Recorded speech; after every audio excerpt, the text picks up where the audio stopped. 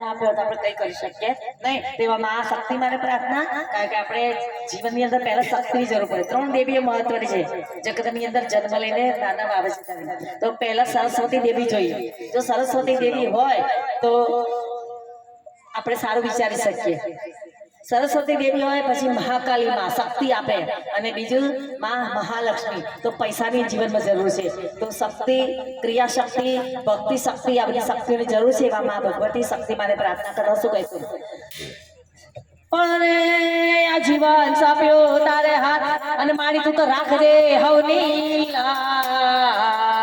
ગઈકાલે દેરોલ ગામમાં રાખી હતી એવી મારી આજે નખોડા ગામમાં પણ કરી જવાની રીત ન જાણું, અને મારી ઉંમર મારી નાની મામા કરતી સાદે કરો, અને મારી કાલી ઘેલી મારી વાણી માને પ્રાર્થના કરતા.